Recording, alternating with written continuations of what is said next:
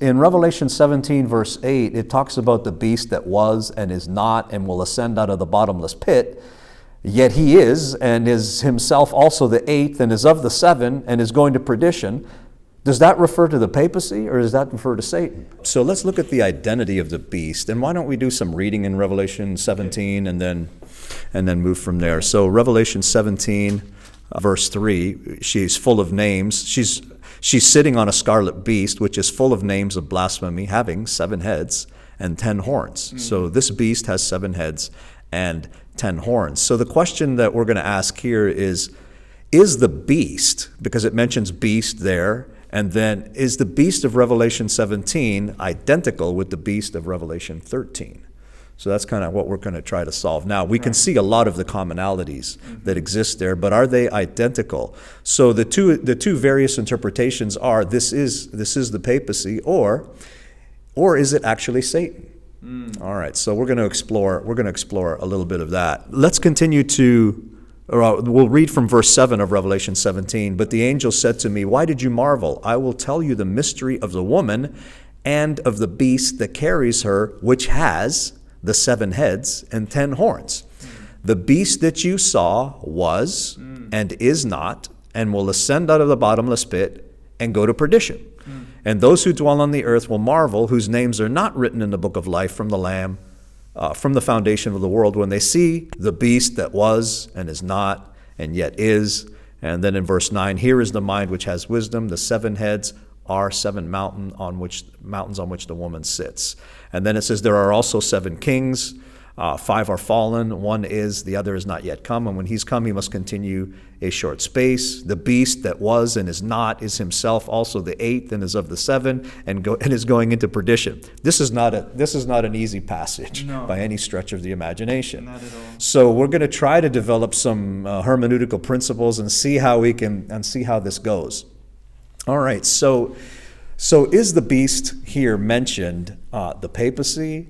Or is it actually Satan? And so I'm going to make a proposition and then say I think it's Satan, and I'm going to outline my reasons for doing so. Okay. All right. So reason number 1, the color.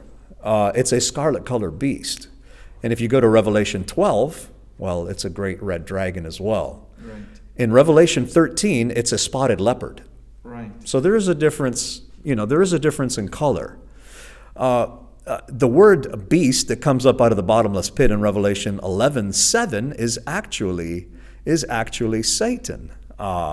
So in Revelation chapter 11, you have the war on the 2 witnesses, and the beast that comes up out of the bottomless pit makes war upon them. So we know that he used atheistical France in order to do that around 1798. But it was Satan that was doing that, and you can find support in that in the great controversy and in the spirit of prophecy. All right, so yes, there is evidence of Satan being coming up out of the bottomless pit. Let's talk about, you can sometimes reverse engineer something. You can go to the end and figure out how they got there. So in other words, let's go to Revelation 19:20 and 20:10, and let's see what's going on there. Revelation 19:20. This is the second coming here in Revelation 19. Right. And in verse 20 it says, "Then the beast was captured." So who is this beast? We'll find out. "And with him the false prophet who worked signs in his presence, by which he deceived those who received the mark of the beast and those who worshipped his image." Well, if we compare that to Revelation 13, that's got to be the papacy. Because the false prophet is the one who called down fire in order to worship the beast and its mark and its image. So here very clearly the beast that was captured and with him the false prophet refer to the papacy and of course apostate Protestantism. As we continue on, "These 2 were cast into the lake of fire burning with brimstone, and the rest were killed with the sword which proceeded out of the mouth of him that sat on the horse, and all birds were filled with their flesh." So far you have the beast and the false prophet, and that represents the papacy and then apostate Protestantism. Mm-hmm. Okay, well, let's move down to Revelation chapter 20 and verse 10.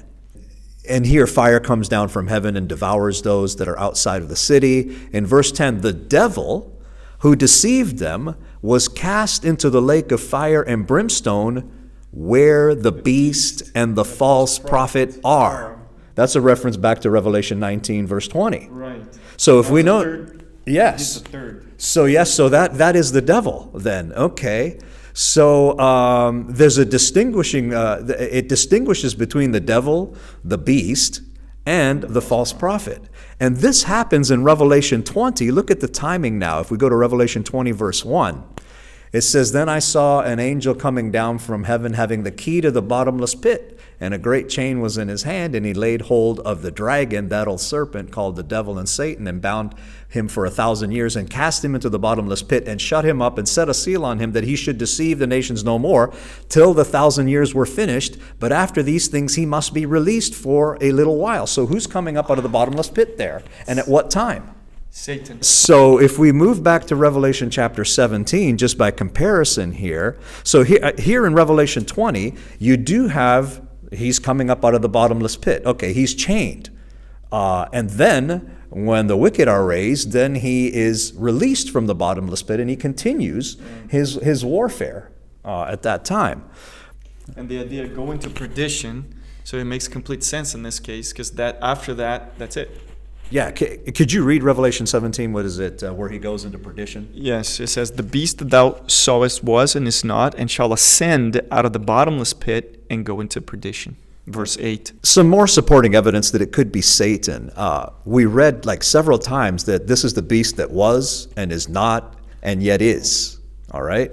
So that seems to be a perfect counterfeit of Revelation chapter 1, verse 4 and 4, verse 8.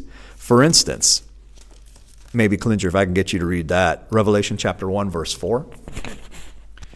"John to the 7 churches which are in Asia, grace be unto you and peace from him which is, and which was, and which is to come, and from the 7 spirits which are before his throne." Now, this phrase is mentioned several times. Revelation 1:4, 4:8, Revelation 11:17. It's mentioned several times.